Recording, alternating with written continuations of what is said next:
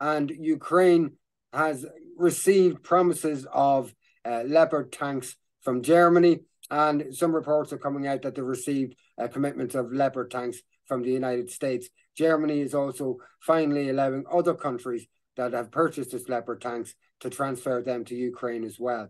So it looks like things are starting to hot up over in Ukraine. It may take a few months for those tanks to get there. It may take a few more months after that to train the personnel. Maybe on the other hand, they're just going to send serving US or German personnel over to man the tanks, maybe retire them and then pay them with US dollars that's been sent to Ukraine anyway. Here's a headline on this subject. Offered Germany unleashes Leopard tanks for Ukraine. Only a few months ago, it was being said by the US government and the Pentagon, it was being said by Germany that this would be an escalation too far and that there's no way that they would allow tanks to be delivered because that would draw them directly into the conflict. It would appear now that they are directly being drawn into the conflict. They've made these commitments. Germany was resisting it for a while. At least they were putting on the face of resisting it for a while and caved this week. I personally don't believe that they were really resisting it. I think this was in the planning all the time. I suspect that those tanks are almost ready to go. And I suspect they've probably got people trained up for it already as well. We have a video now of the German foreign minister who made a statement saying essentially that Germany is at war with Russia. Have a gander at this.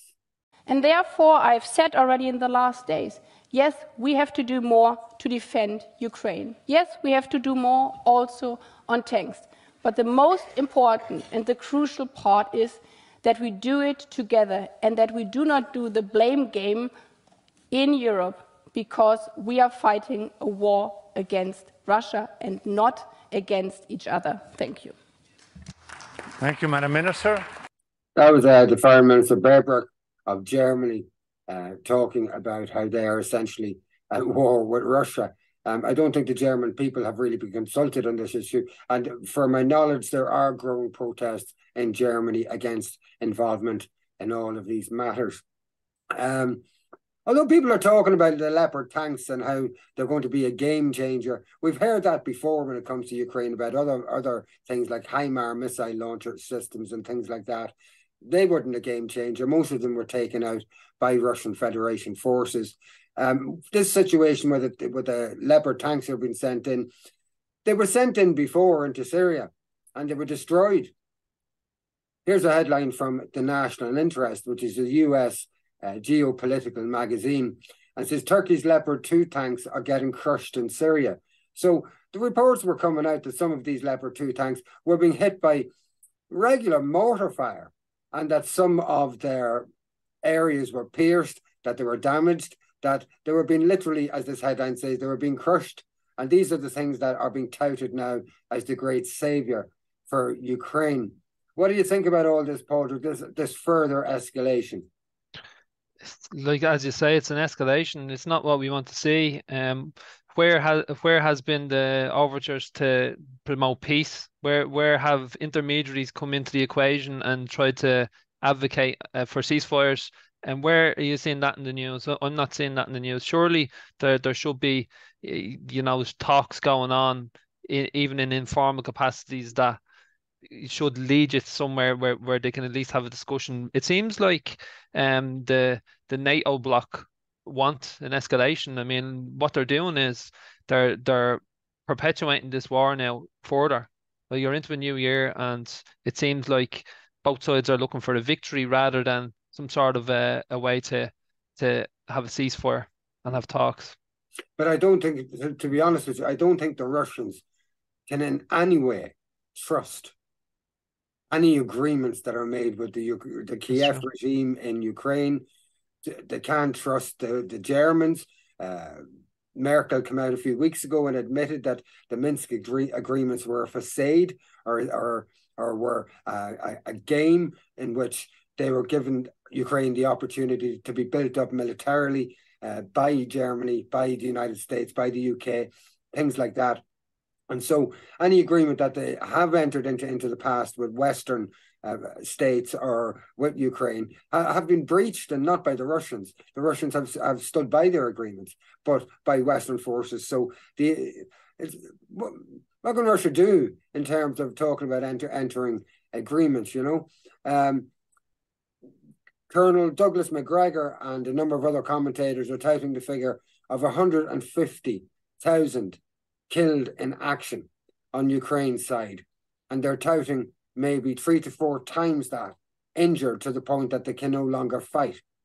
That's phenomenal figures. This is just, and we're not being told this over in the West. The Kiev regime has a very tight control of information in terms of missile strikes, in terms of the performance of their soldiers and their army on the front line. So the figures that are being brought out are pretty realistic, and we are, because it's an artillery war.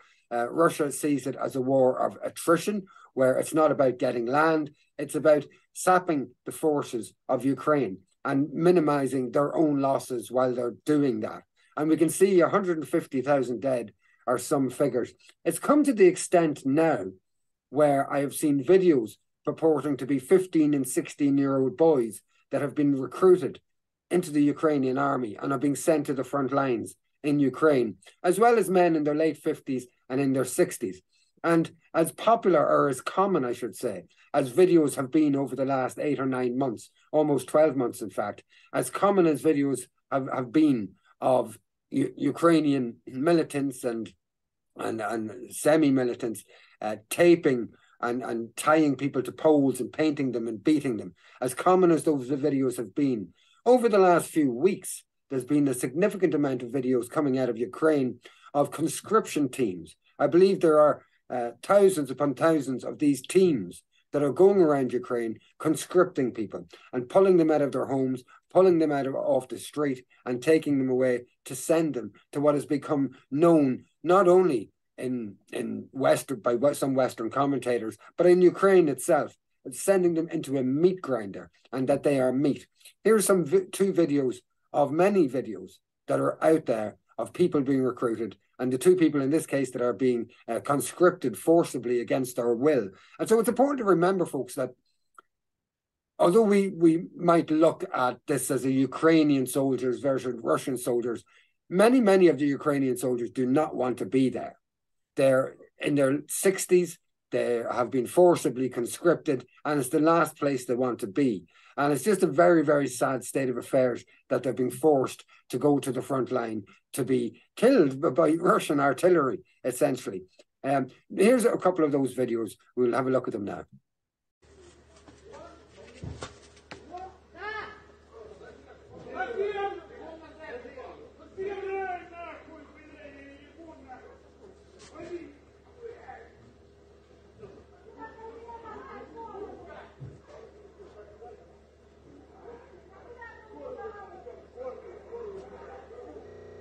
Вы ж повестку должны дать мне на базаре. Ну, пожалуйста, спокойно разберемся. Дайте в урод опять повестку, и пішли вони нахуй, пидорасы ебаные. Уроды ебаные. Повестку подраскрытку должны дать. Отпустіть його. Та що він преступник, чи що? Що ви його ловите? Він що, з оружием, чи що? Що ви робите? Ну, пожалуйста, як повістки вручають? Оце так нас повістки вручають, в Новомиргородському районі. Мобілізація, блядь! Вася, успокойся. Хлопці, перестаньте руки, давайте всі успокоїмося, пожалуйста. Вась, успокойся,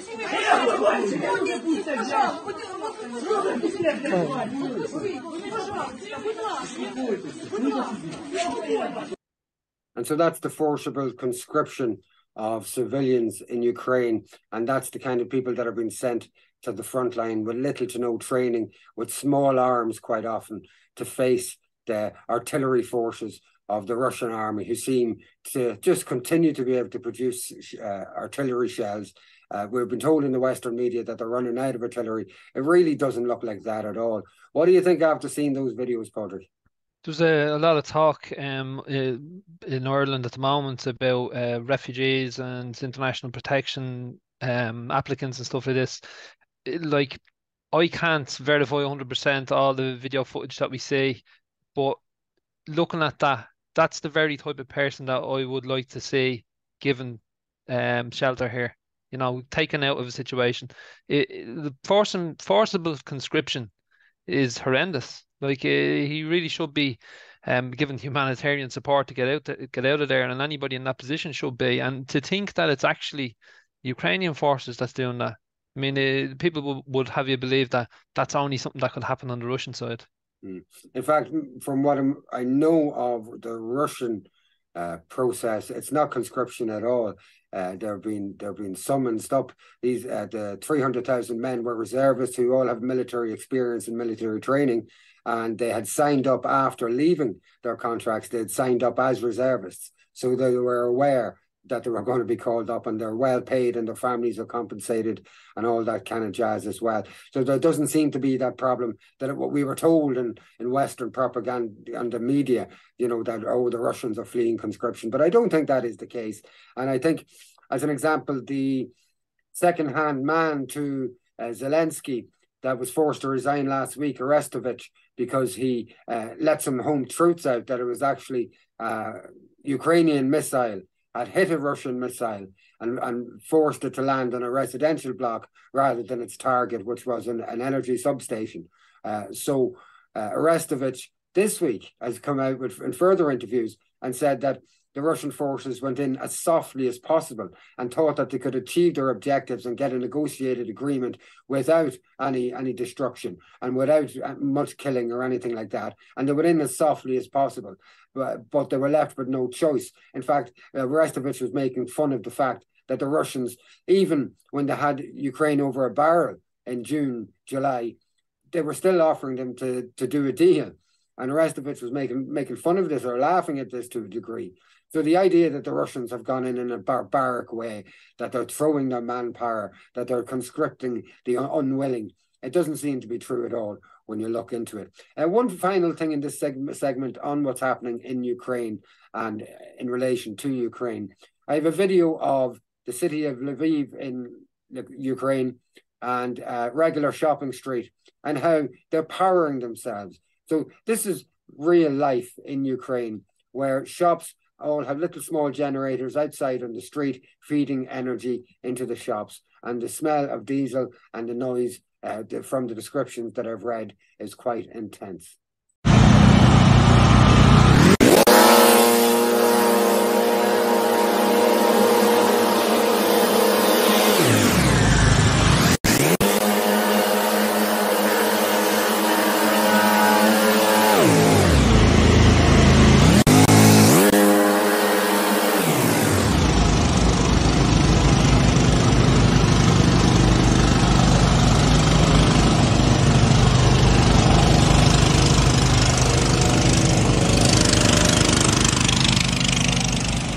From that, Padraig, any final thoughts?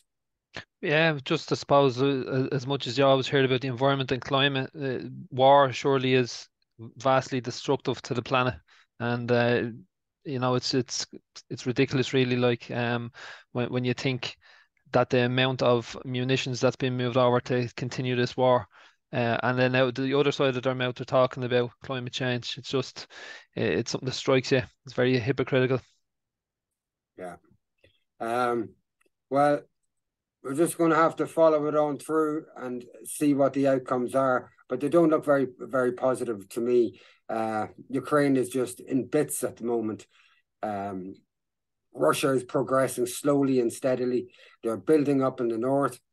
It's hard to tell what's going to happen into the near future. Peace has to happen. Agreements have to be signed. There has to be some kind of a buffer zone created, that no arms are allowed into that area. I don't know how outrageous the Russian demands really are, that Ukraine is demilitarized. I don't, and right where we're at now, at this point, after a year of war, it doesn't seem so outrageous that Ukraine is just demilitarized, that there's no military in any of Ukraine, and that could maintain some of the peace. That Ukraine doesn't join NATO, that it's denazified, as in the Nazi elements are routed out of the police, out of the civil service, out of the judiciary, and now out of the non-elected government. So the administrations in the government. So they are ultimately the demands of Russia. Most of them seem reasonable to me, to be honest with you. Especially, it's what we would ask if they wanted to join the EU, which they do. We would ask them to rout out their Nazi problem out of government, out of administration, out of police. So Russia's not asking them to do something that they wouldn't be expected to do if they were to properly join NATO and properly join the EU.